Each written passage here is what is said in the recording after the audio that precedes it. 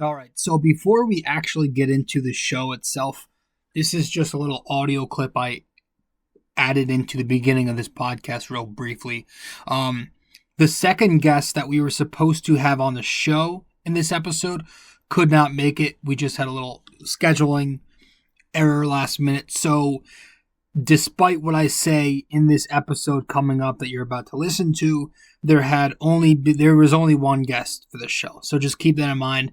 If I say we're going to get to both of our guests, ignore that. There was only one guest, again, who was able to join us in this episode. But other than that, I hope you enjoy the show. Leo Rodriguez did join us, so we talk UFC. All right. Welcome to the show, episode 489. We're talking some UFC in this one.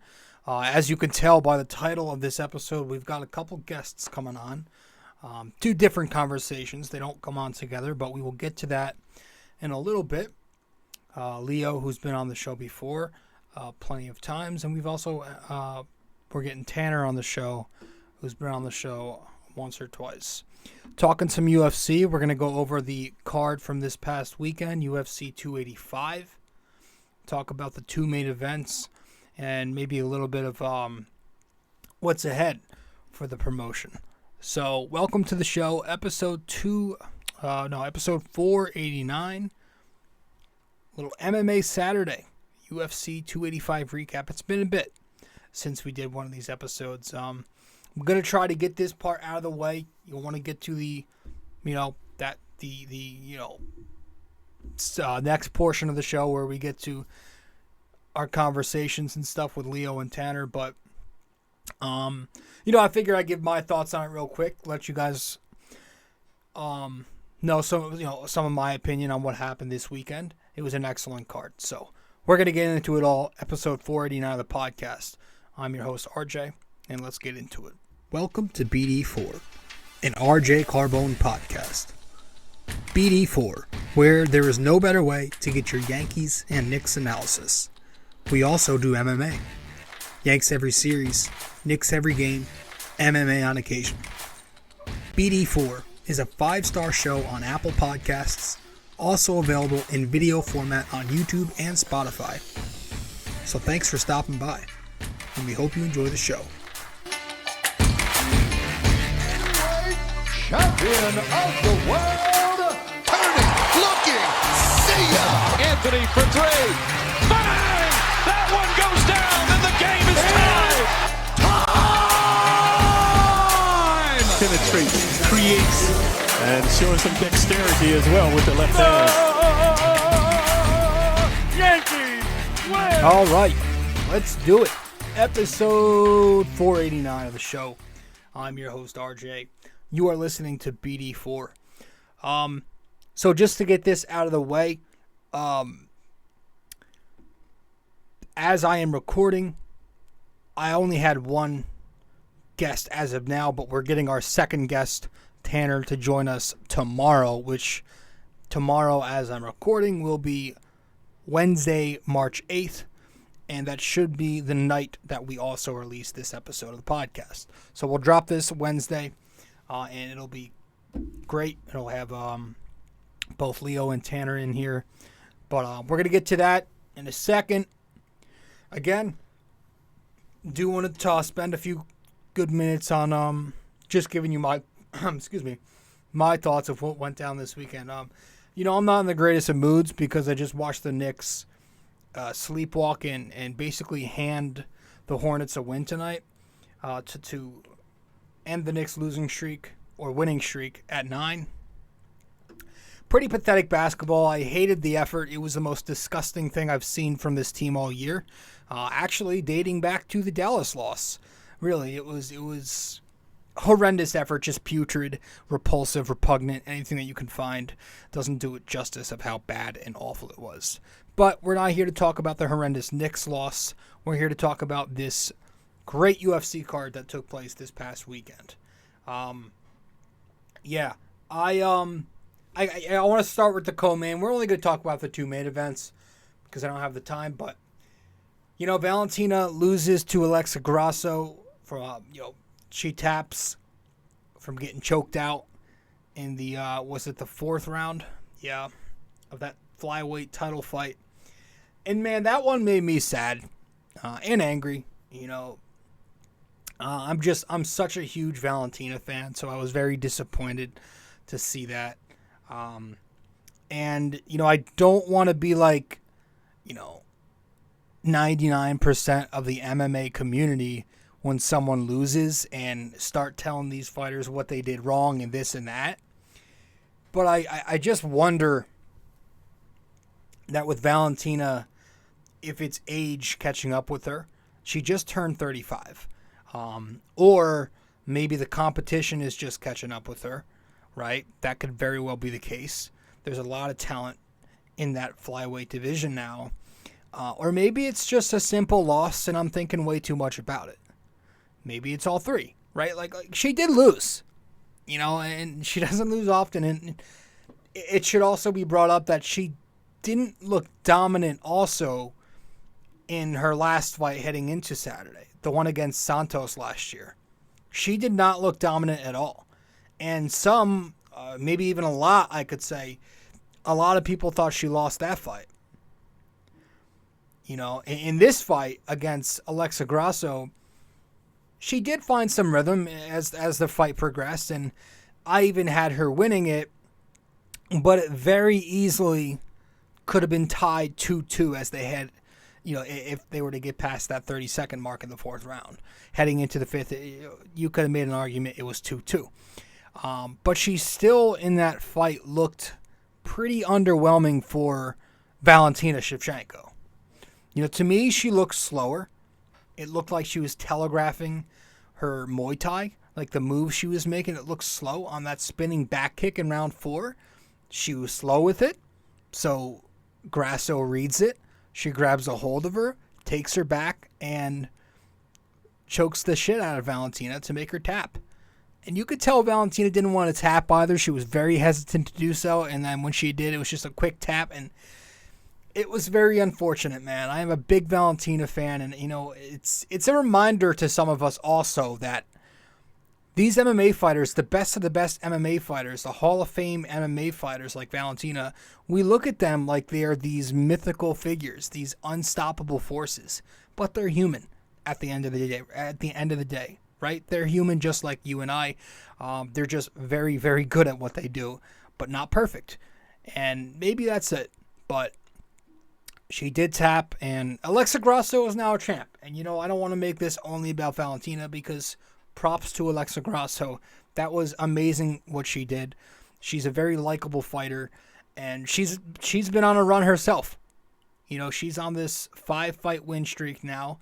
After that loss to Carla Esparza, she's been on a tear. She's come up with some unanimous decisions, a couple submissions in there. She's beaten, fighters like Macy Barber, who I'm a fan of.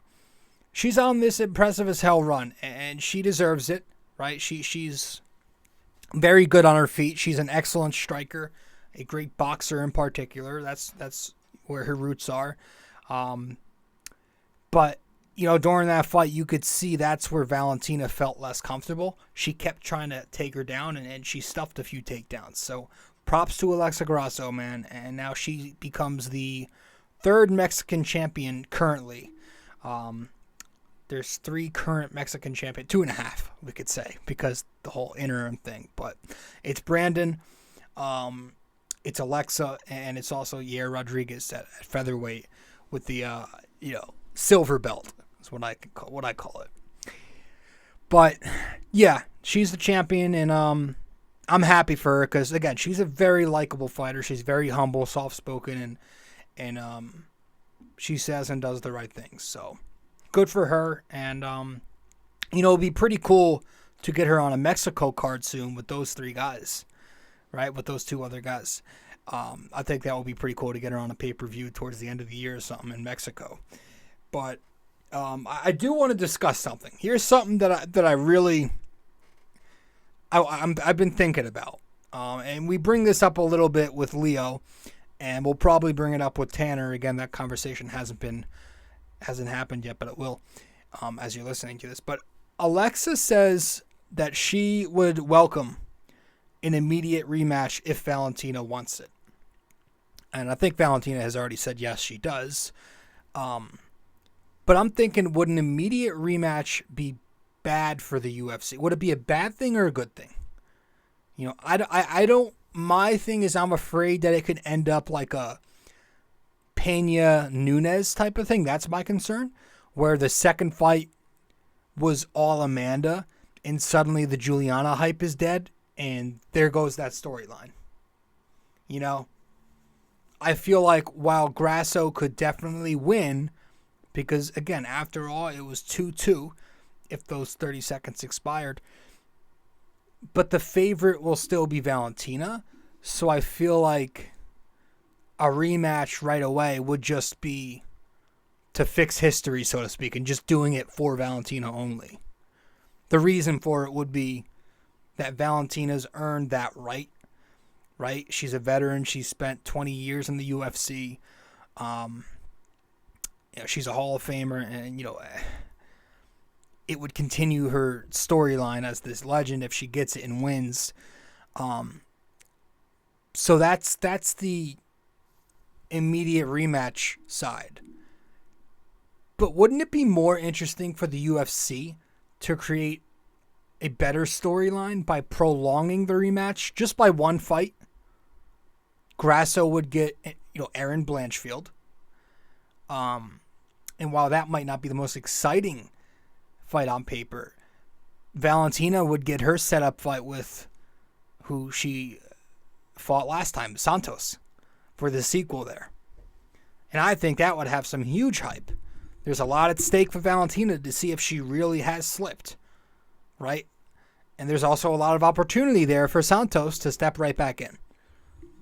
I think, and again, I keep going back and forth with changing my mind, but I think that's better for the UFC to let it sit and build up another storyline, and it looks more authentic that way.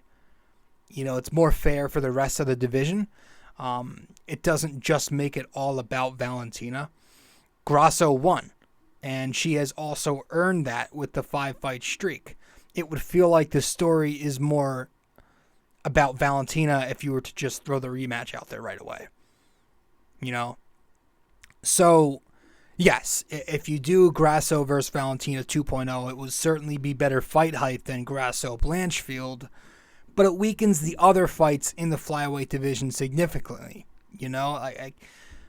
If you go the latter route, you got Valentina Santos 2.0, and if Valentina wins, you've waited so long for this rematch between her and Grasso, and then the possibilities from there hold crazy outcomes either way.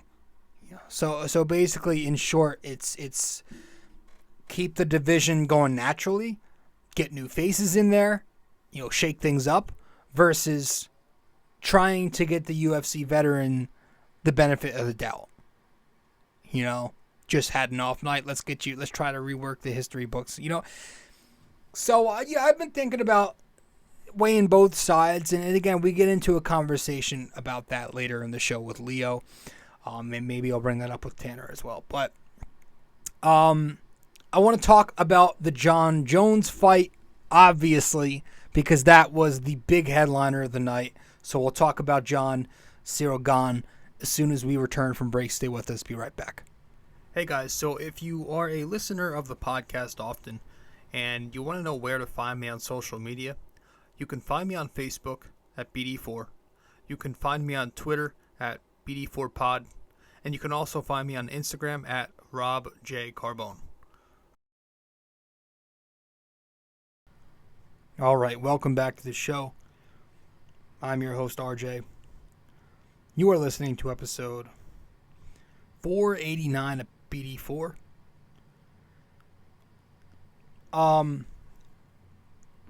Yes, Ciryl Gane versus Jon Jones took place, and listen, this was my first time seeing Jon Jones fight live. I hopped on the UFC train a little after his last fight. It was the summer of 2020 when COVID was just beginning and everyone was flipping out, and UFC was the only thing to watch. So this was my first time seeing Jon Jones fight. I've seen a ton of tape on him. I watched a ton of YouTube clips, and I know a lot about him. I know the stats and everything. But, man, it was very much anticipated. You had 20,000 fans in attendance. It made a ton of money, and I was so excited. And to me, it absolutely lived up to the hype. I mean, I screamed when he got the submission. I mean, you have this guy, the greatest to ever do it. You've got him coming back for the first time since February 2020 in a different weight division. And he's coming back to not just fight some random Joe Schmo in heavyweight, but he's fighting the current champion, Cyril Gane. And then he does that to him. He does that. This guy has not fought, I remind you, since February 2020. He comes back, switches classes, and he does that to the champion. So that made the card very exciting. That built the hype to begin with going into the card. You had that. You had the women's GOAT, Valentina, or top two at worst for most people, coming in as a heavy favorite in the books. People want to see what happened there after the Santos fight. It was a much anticipated card, not to mention some excellent fights leading up to the two main events, right? Some high-end prospects like Bo Nickel. He got the big win. There was the controversial groin kick. That guy, what's his name, Shavkat, whatever his name is. He defeats Jeff Neal in what becomes the fight of the night. He might get Colby Covington next. That'd be interesting. But you've got him. Cody Garbrandt's back with a big win. Derek Brunson's corner throws in the towel against Duplessis. Great. Ian Gary, he gets dropped in the first round and ends up winning. No, it was crazy. Just some excellent names, and then they became excellent fights. But that's why I love the UFC, man, because there is so much star power in the UFC. More like there is star power in any other sport that I watch. So there's always at least two crazy big events on a pay-per-view card every time they set one up. And I was listening to a podcast about the UFC 285, and it was Hawani, and he made a good point about how the UFC cards always get this ton of hype, and there's always a lot of excitement around it afterwards because it's only a 30-year promotion. It's only been around 30 years. So it's going to be making history a whole lot more than other leagues see history, so because it's still relatively new.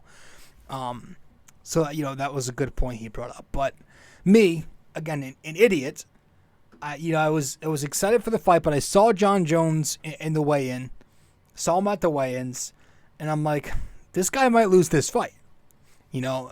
With his age, the move to heavyweight, he had Gane on the other end, but then you saw his physique when he takes his shirt off at the weigh-ins.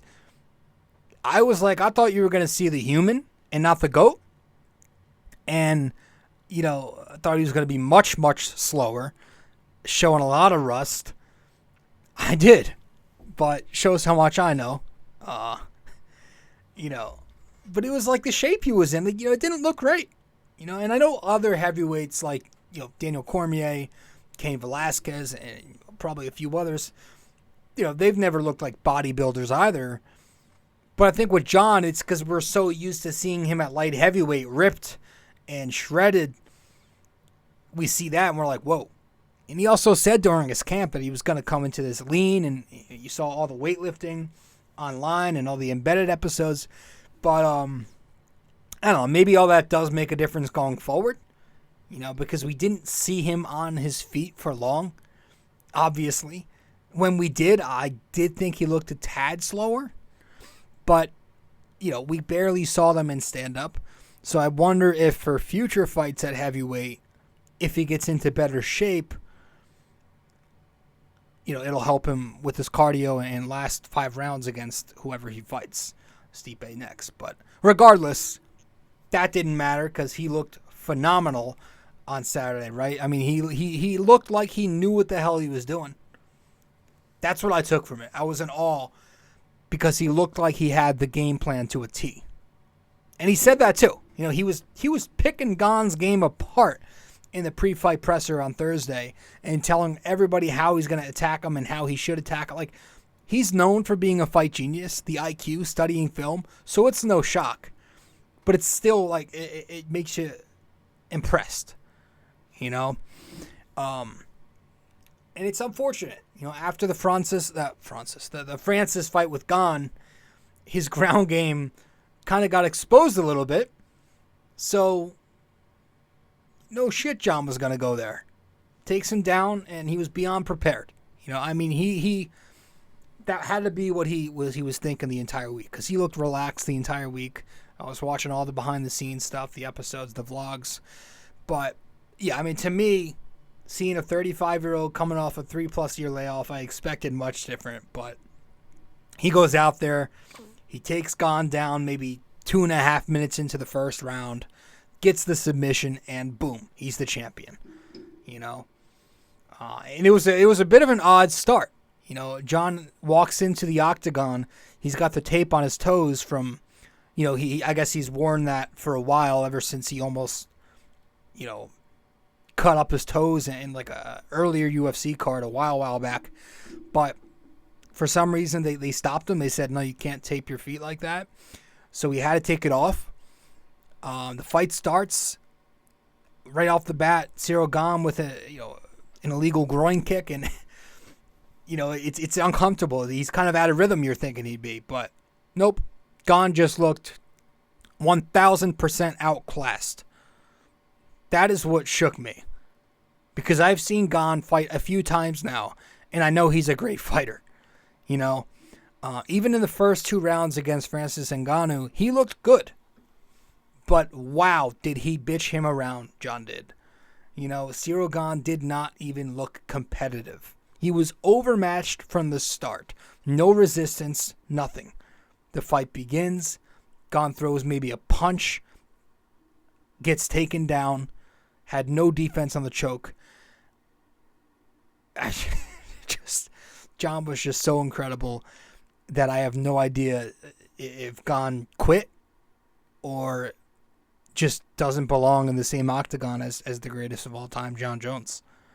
You know, because the skill and the fight IQ with Jones and the experience on top of all that, it's just different, man. He's just different. And, you know, he's already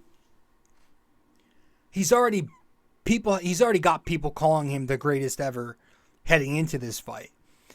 But I think to most MMA fans, to if not all MMA fans now, after Saturday night, he's got to be undoubtedly the greatest ever, if we're including everybody and we're saying cheating doesn't matter and this doesn't matter and all that. If we're just including every UFC fighter ever to fight the game, Jon Jones is undoubtedly the best. And I'm not going to lie to you, that part does bother me, the whole steroid thing. But regardless, he's very, very skilled, smart, PEDs or not. Like, he's amazing at what he does. And I saw ESPN MMA posted an Instagram post yesterday, and it shocked me. It said that he has now 15 UFC title wins. 15. And then they said every other men's champion right now has 17 combined. Jon Jones has 15 UFC title wins in his career. Nobody has ever come close to that. It's funny. I mean, go to UFCstats.com and look at all the gold in his fight log. Then look at all the green. It's just amazing. 27 wins, 1 loss, 1 no contest. And his only loss was obviously the DQ, which was controversial to everybody, that fight. But this guy he's definitely the greatest of all time. You know, he has defeated some huge names, right? I mean, just to list, you know, a few. Stephen Bonner, RIP, Shogun, Vitor Belfort, Uncle Chael, Alexander Gustaf, Glover Teixeira, Daniel Cormier, Anthony Smith, Dominic Reyes. I mean, he's beaten some impressive fighters. You know, what was it, the one against Belfort where he was like about to get tapped and he had him in this crazy position, standing him up. His head was, I don't know what you call it, but he ends up tapping Vitor Belfort. Just some of the ways he's finished these fights, amazing. And he's got 7 finishes that have come in the first 2 rounds in his career. That's nuts. Another fun fact, he's the 8th fighter ever now, Jon Jones, to have won a belt in 2 different divisions. And you look at the names on that very short list, pretty much all GOATs themselves. DC, GSP, BJ Penn, Henry Cejudo, Amanda Nunes, and Connor. And I think there's one other. I'm not going to name who he is because that's part of our trivia later. But those are all literal legends on that list, top to bottom. And now you have Jon Jones added onto it. Volkanovski was close. He was so close. And he would have been double champ, right? He was close. But I will say, Jon Jones, that's a significant, outstanding accomplishment to do what he did on Saturday night. That no wonder the PFP rankings have him as the number 1 pound for pound now. I'm not shocked. It's controversial. Some people think he should be. You've got to be more active to get that spot. But I think when you have the status of greatest of all time and you cement it the way he did Saturday, you absolutely deserve to be able to jump over everybody else because he was the number 1 pound for pound before he left the game. So that's also a thing to keep an eye to remember. But and now what's next? Well, we saw the end of the fight. He calls out Stipe. Stipe is watching. Stipe agrees. So it looks like we're getting that in the summer. And listen, the part we still need to see is what we've really not seen much of before. Jon needs to stay clean, focused, and out of trouble with the law now. Right? He says he's good. He doesn't get like that anymore. He says he's clean. He's doing the whole Christian thing. That's all great. But the hardest part for him has been keeping up with that and staying out of trouble for a long period of time. So we just got to pray and hope for him, man, that he can stay good, because he's so good for the UFC. He's really, really good for the UFC. And if he does stay focused, man, that is a lethal threat in the heavyweight division. Stipe is next. I think it's a UFC 290 card, they said. Talk about separating yourself from everyone else that much further when you've already done that. He's now got a legitimate window to do that by defending the heavyweight title. And that's happening in my mind. So long as he stays clean, because, he's in a different division, and I think he's going to be hungry to get that. He's got a window. He's got a legitimate window. Because he's already the greatest of all time in the light heavyweight division. He already achieved that, right? So those last 3 fights that a lot of people saw as underwhelming, those decisions, some even thought he lost the last one. Maybe that was just because he had already gotten the status of GOAT and he didn't really have anything to fight for. But now that he's in this new class, he might have the will to want to be the very best to ever do it in this weight class.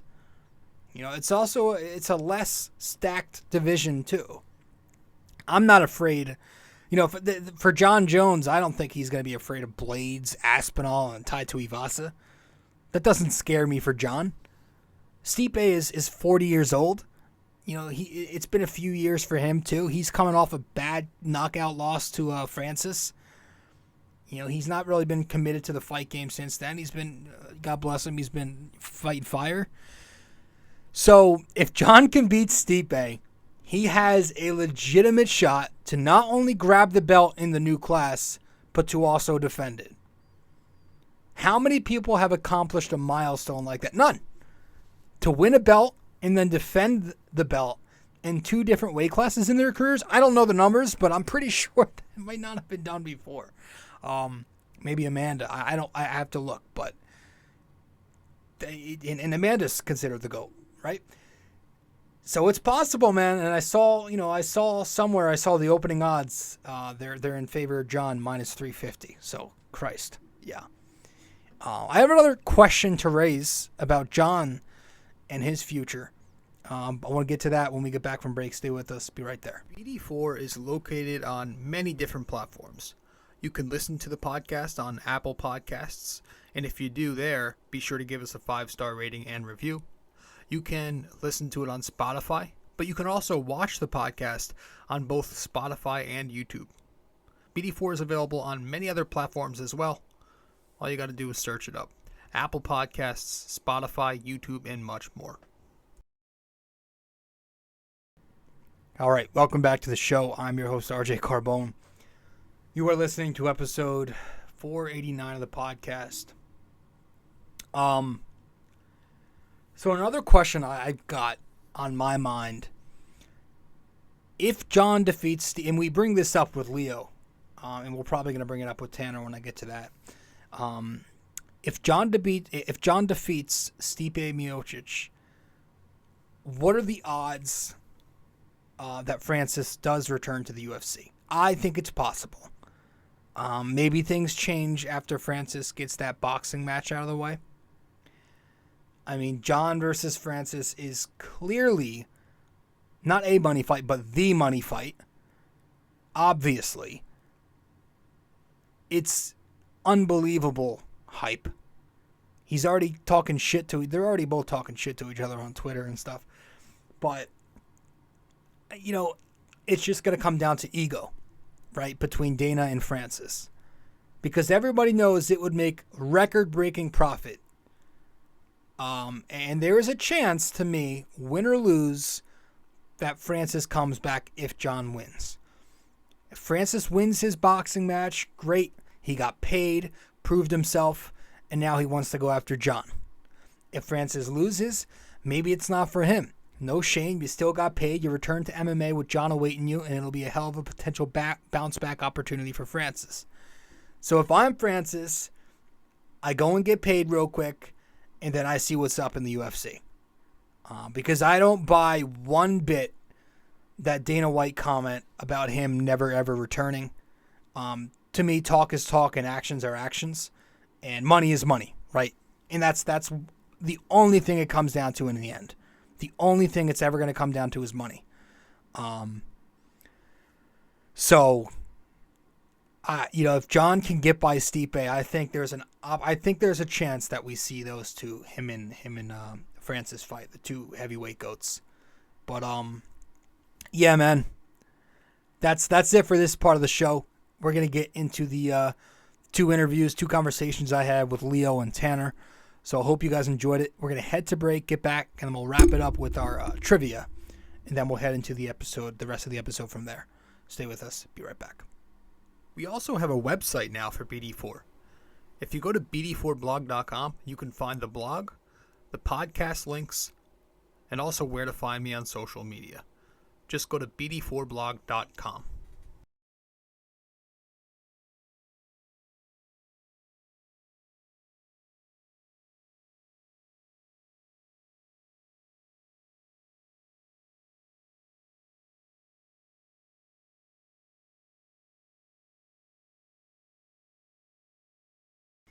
All right.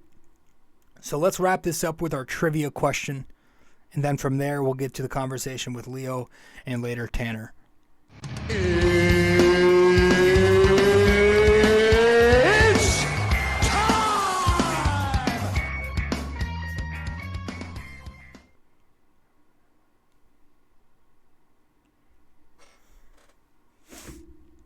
All right. So, for this episode 489, our NYY-NYK-MMA question of the day is, with his victory on Saturday, Jon Jones became the 8th ever UFC fighter to win a belt in 2 different divisions. Name the first to ever do so. All right. With his victory on Saturday, Jon Jones became the 8th ever UFC fighter to win a belt in 2 different divisions. Name the first to ever do so. So let me know the answer wherever you can reach me. If you get the answer correct, I'll give you a shout out in the next episode. One final time for episode 489, our NYY-NYK-MMA Trivia Question of the Day. With his victory on Saturday, Jon Jones became the 8th ever UFC fighter to win a belt in 2 different divisions. Name the first to ever do that. All right. So with that all said, guys, let's get to the second portion of the show. Again, we'll get to the conversation with Leo and I, and then from there, we'll transition to the conversation with Tanner and I, and then we'll wrap it up after that. Let's go.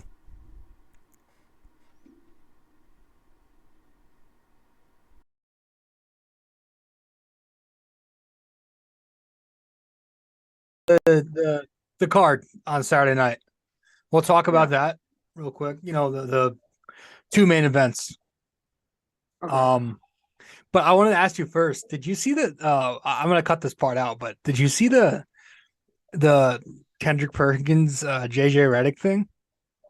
No, what happened? Somebody sent me a video. So apparently like Perkins there's that ESPN first take thing. Yeah. Perkins like was saying that Jokic is only winning the MVP race because he's white or because of white NBA voters. And then Redick and then Redick went at him, and it's like a whole thing now. It's pretty crazy. Redick was like, Well, that's the most pathetic thing I've ever heard, and that's become a it whole is thing. It is flat out the stupidest thing I've ever heard. And then Stephen A is just sitting there, just watching it, taking it all in. But it was, yeah. I'll send you the clip. There's a clip of it. I put it on my Instagram. But that's like the most stupidest thing I ever heard. oh, it was weird, man. But Can't be. It can't mean that he's Jokic is good at basketball. He's averaging a triple fucking double, and he's a big man. He's amazing. Yeah, but he's amazing. It was nuts. So the co-main event on Saturday. I want to start with that, and then we'll get to Jon Jones in a second. Of course. I was disappointed because I'm a big Valentina fan, but I'm wondering if do you think it was age? Do you think it's lately just the competition is catching up with her, or maybe it's just a simple loss and we're thinking too much about it? Because she lost last night, Saturday night's fight. She looked a little slower, and in the last fight she had, some people even thought she lost against Santos, but she wasn't as dominant her last 2 times out. So what do you make of it? Well, definitely there's the 3 factors you say are a contributing factor to all 3. Yeah. I mean, you got to think about it here. She is getting there in age. B, there's definitely competition has gotten a lot better. You got Grasso, who looked really fucking good in that fight. And then you don't forget, you still got Blanchfield who's coming up too. And a lot of people are saying if Valentina won this fight, that for sure it would have been Blanchfield Shevchenko, which would have been a hell of a fucking fight to watch. But I just think the competition finally caught up to Valentina, and also the fact that she's getting old. But it's also a simple loss as well. Because remember, Amanda lost last year or the year before, and we were freaking out about it, saying, "Oh, is Amanda done? Yeah, is Amanda done?" And then she goes out and dominates Juliana in the second fight. It wasn't even close. So it gives you that discussion. If they fight again, which it seems like it will happen, I think if you're Grasso, I think the best thing to do is to give Valentina the rematch. And then if it's the same thing as what Nunes went through, she'll dominate Grasso. Now, to say this, to be honest with you, Grasso did fought pretty well, but Valentina didn't fight that bad. She fought pretty good. No, it was a good fight. It was a good fight. I think that what happened is Valentina got caught napping, or she was a little too slow. Yeah. On that on that guillotine choke, and boom, it was all over. And the rear naked choke got her, and Valentina was never in that position in a long time, by the way. So it's just something that it just happens. And maybe it was just a bad day in the office for her. or Grasso's the real deal. We don't know until they fight again next time, and who knows when there's going to be the next fight. But That's what I want to ask next, because Alexa Grasso said she would welcome an immediate rematch. My question is, do you think it's a good thing to do the immediate rematch, or do you think yes, what they should do is keep the division going and allow other people to be active? Like, do you think Valentina should get a setup fight next against like Santos for the second one, and then whoever no, wins that would face the winner of Grasso Blanchfield? Or do you no, think no. Valentina has earned the respect to get the immediate rematch? It's Valentina Shevchenko. So, but She's the best. do you think it's going to hold the division back a little bit and just kind of make it like Amanda Juliana 2.0 again, where that Doesn't just matter. happens and then the division becomes stagnant? Or do you think it's, That doesn't matter. It's Valentina Shevchenko. She's the yeah, best ever to do it. She's the main focus in that division. Nobody really pays attention to flyweight, women's flyweight yeah, division, other than Valentina. She deserves the immediate rematch. It will happen. yeah, Dana knows. Listen, this is what makes it more simple, Rob. They do the immediate rematch, and if Valentina wins, and she wins it in dominating fashion, like yeah, Amanda did to Juliana, then we go, okay, so now Valentina has to fight Blanchfield, and that's going to be a big fight because Blanchfield, we already said she's a fucking beast. She could yes, easily beat Valentina. So you got to go with that, and Blanchfield can wait because it's a bigger payday. I yeah. mean, if she go fights Grasso right now, nobody really is going to give a That's not a shit big about that card. fight. That's not a big fight. That's not a big fight. But if Grasso beats Valentina twice, her stock's going to even go higher. And then it becomes, all right, we need to fight Grasso Blanchfield right now. Boom, let's go. And this will be a very exciting fight for the first time ever in a long time. This will be a very exciting fight in the flyweight divisions in the women's division. So So maybe it only makes sense to do the immediate rematch. It has to happen. do the immediate rematch and then maybe set up Blanchfield with like Santos or something, and the winner of that would get the winner of Valentina Alexa. And you should, Yeah. I would put that Valentina Alexa 2.0 on like a Mexico card with Brandon and what's the other dude, the other Mexican champion, the interim guy, Rodriguez. Yair Rodriguez. Yeah, Yeah, they should have like a Mexico card. yeah, it makes sense.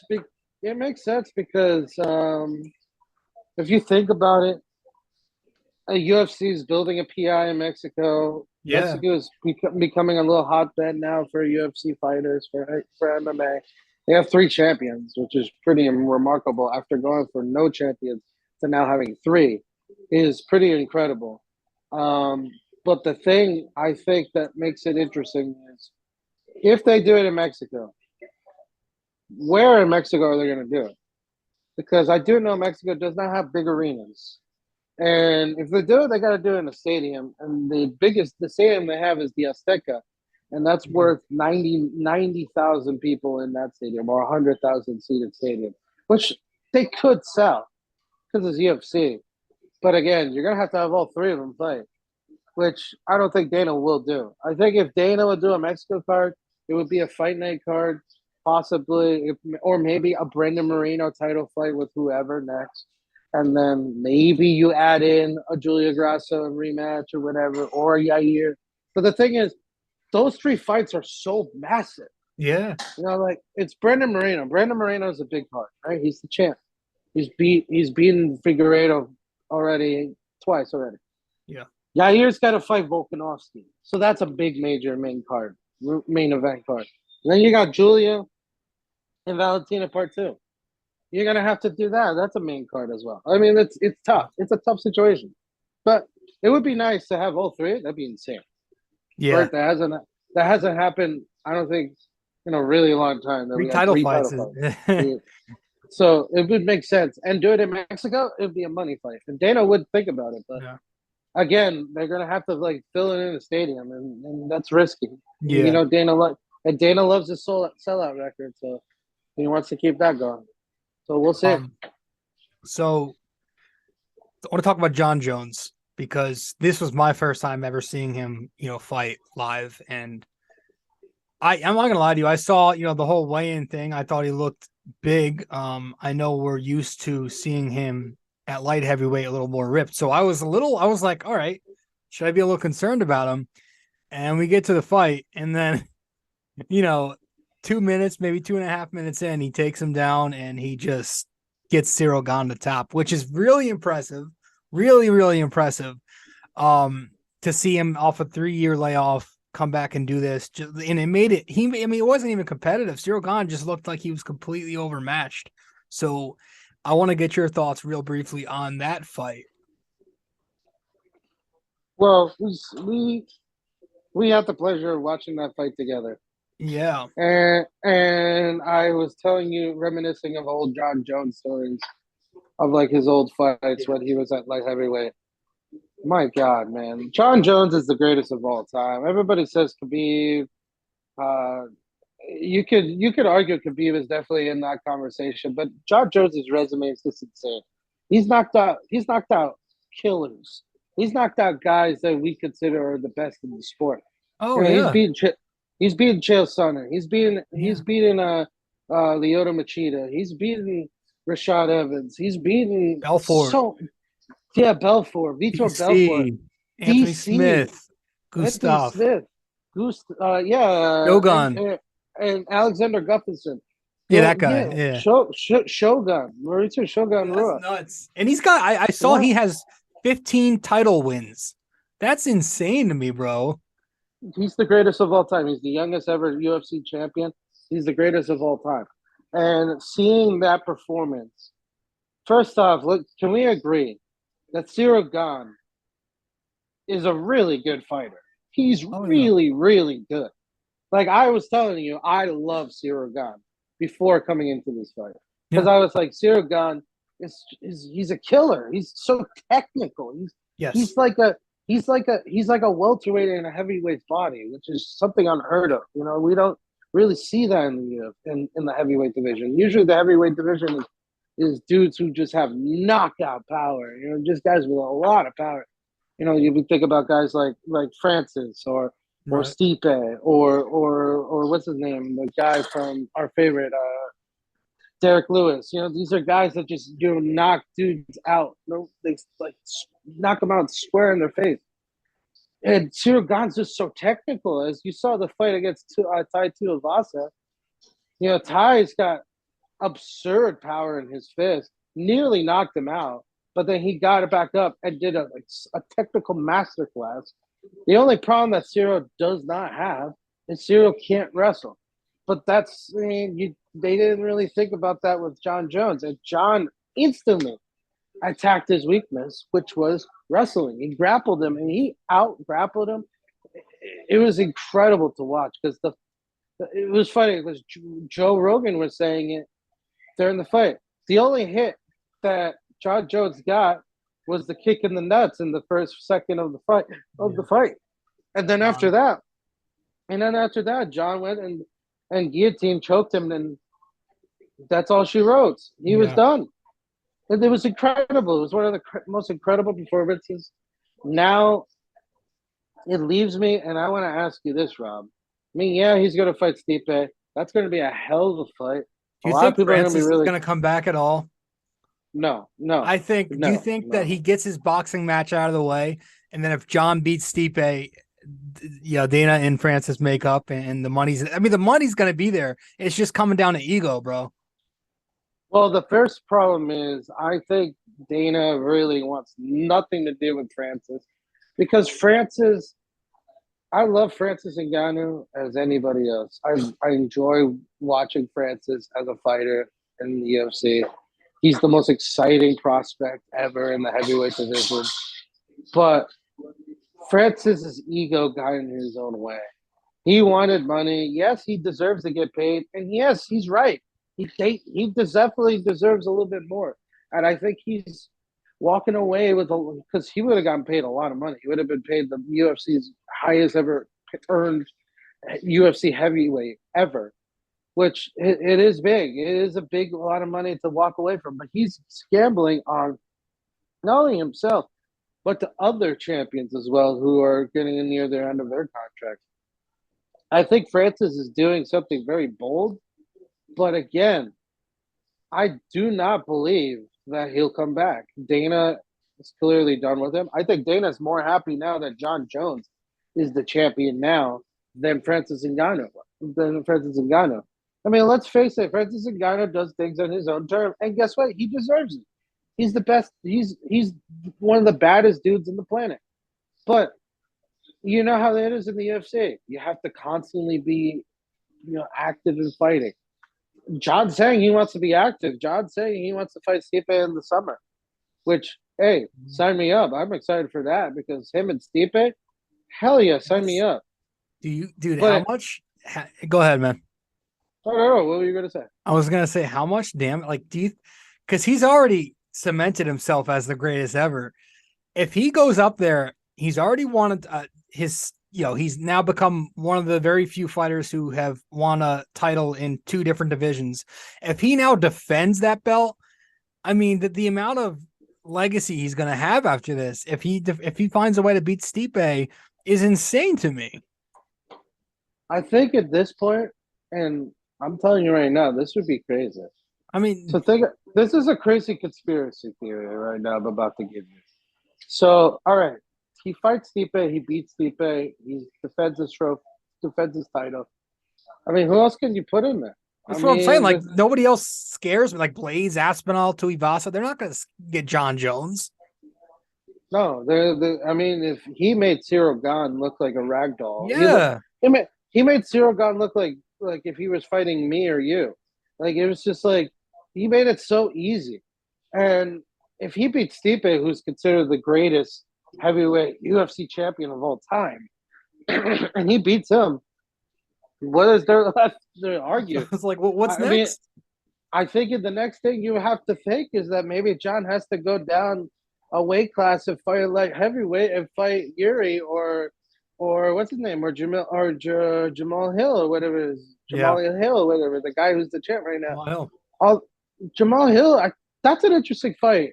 Between Projaka and Hill would be an interesting fight, no matter what, because I really want to see that fight. Who knows how long Yuri is going to be out for? Hopefully not too long. The winner of that fight's got to fight. Has got to fight Angalev, and then you fight Angalev.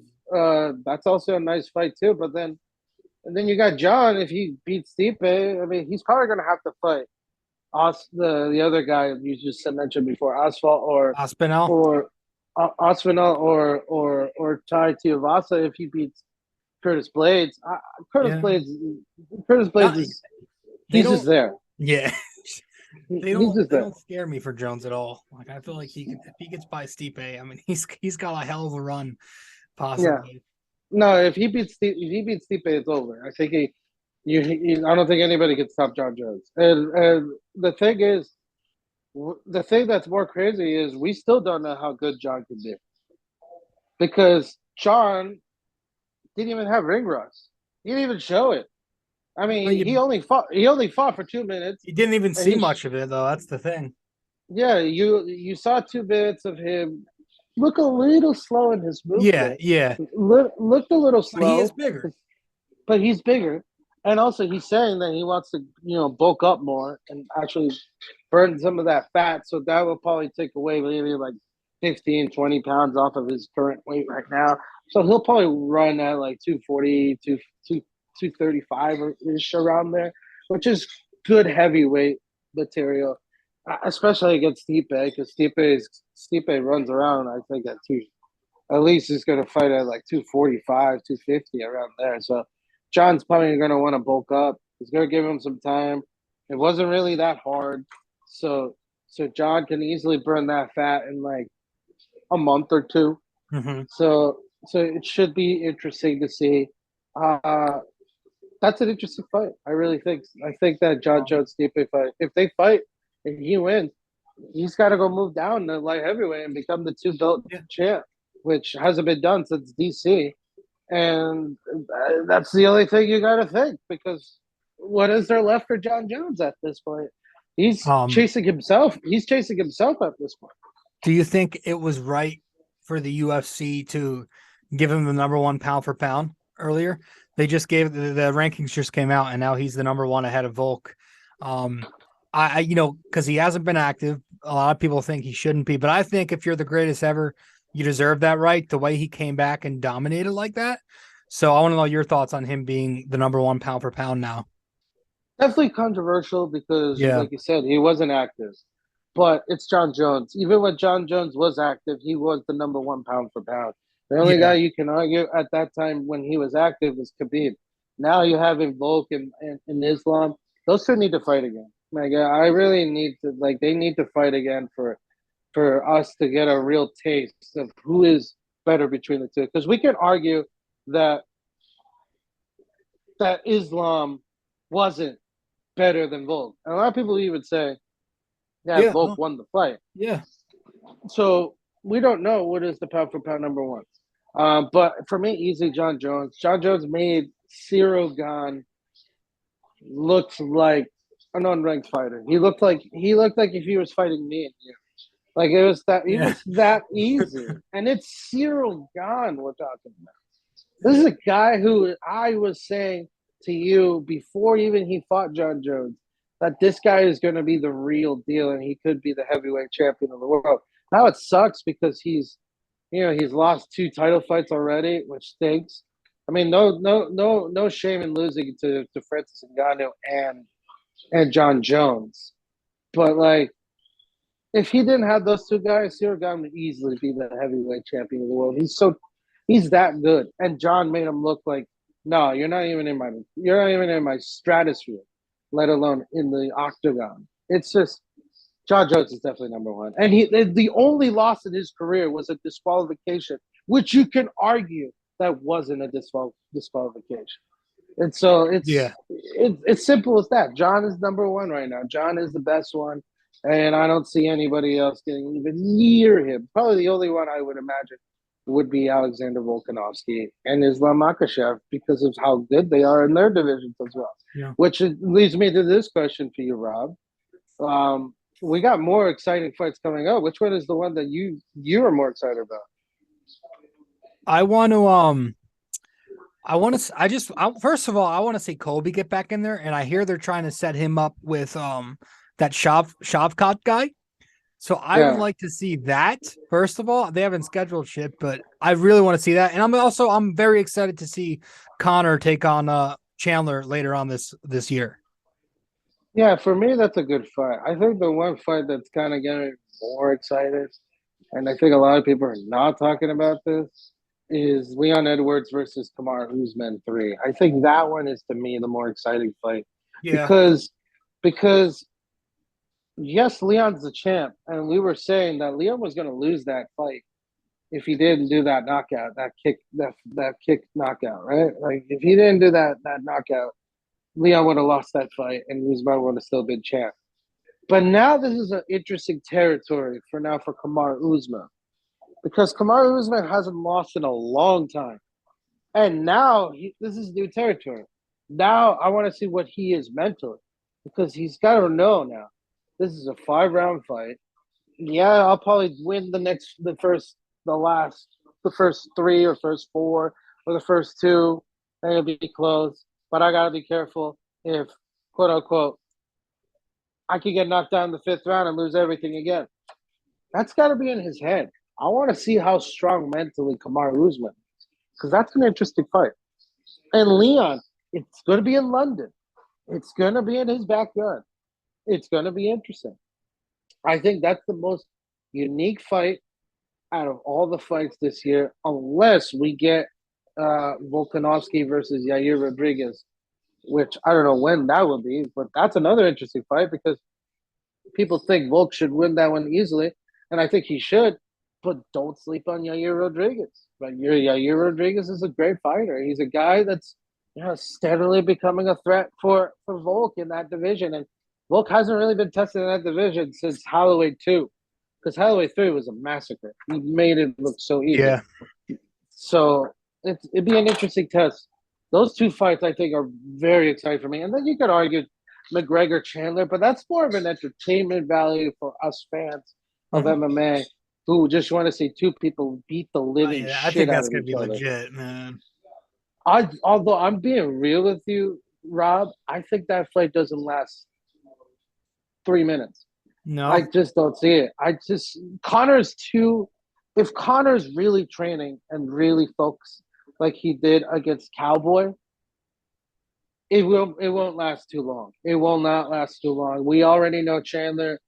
He has a strong chin, but it's not as strong as we think it is because Connor hits like a truck, right? Connor hits really hard. You could Right. tell. I'll tell anybody. Conor McGregor punches really hard, and there hasn't really been anybody in that division that punch hard. Maybe Gaethje, and that's really it because Gaethje is really the one that really punches him hard. And like you saw what Gaethje did to poor Chandler, like he Yeah. destroyed Chandler, right? So this could be similar. This could be quite similar to that. Now, I think it's an interesting fight because it's going to be violent. It's not going to last very long, and it's Conor McGregor, and we want to see Conor McGregor win. Now, one quick question I want to ask you is: if Conor wins that fight, do you put him against Islam? Oh shit, I would. Just because I that mean, that would get so much hype around it, and it would be a money fight. Obviously, that would be something you have to do. I'd think. yeah, it'd be interesting to think because if you got McGregor, Chandler's top five. We can argue Chandler's ranked top five in the lightweight division. Yeah. So he beats a top five. Connor's in the top five mix. Bernil is going to fight Charles Oliveira here, by the way, in Newark, which is officially announced. I believe today it was officially announced. So it's going to be fought in the Prudential Center. That's going to be a UFC Oh, 288. that's right. That's right.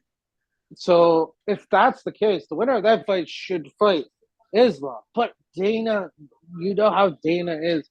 Dana wants Conor to fight for the belt. It makes more money. Yeah. And if we get an Islam Conor fight, it's going to be the closest thing we'll get from a Habib Conor McGregor Yes. Yes. rematch I was that gonna we'll say ever that. get. That's That's the right. closest. That's the closest thing. And Dana, if people that know Dana and like know how Dana thinks, the biggest regret in Dana White's career, you'll ask him, is that it would be two fights.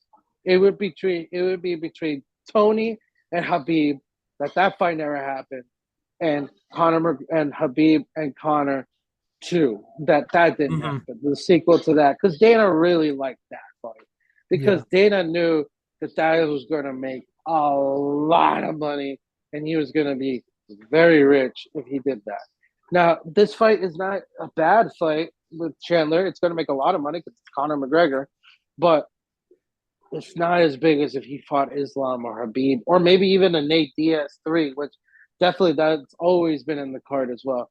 But Dana's always going to think about that money. And it's interesting. I personally don't think he deserves a title fight after if he beats Chandler, but I do believe he'll be in the top five rankings if he beats if he beats Chandler, because I think the guy who the winner of that of of Oliveira Bernil, Oliveira Dariush, that's got to be the number one. That's got to be the guy who fights Islam next. That's the only guy I can imagine, because a guy like Bernil Dariush, who deserves a chance to get a belt, because this is a guy like Leon Edwards. Like, remember how we always said Leon Edwards was always in the mix, but then, oh, Dana wants Colby Usman or Jorge Masvidal Usman, Right. but we never got an Edwards Usman. And then when we saw it, it was fucking amazing, right? Yeah. Like it was the knockout hurdle around the Insane. world. Yeah. So we're maybe thinking if Islam fights Dariush, that could be something similar to that kind of fight, because Dariush is fucking amazing. People forget how good Neil Dariush is wrestling. That would be a wrestling wet dream, because those two are they're great wrestlers. They're great grapplers. I mean, I'd be curious to see, like, I don't know if you saw it earlier today, where all the Habib asked Cyril Gane to come to Dagestan and work on his wrestling. If Cyril Gane is Yeah. smart, I go there right I now don't think he's and work gonna, on but he the. should.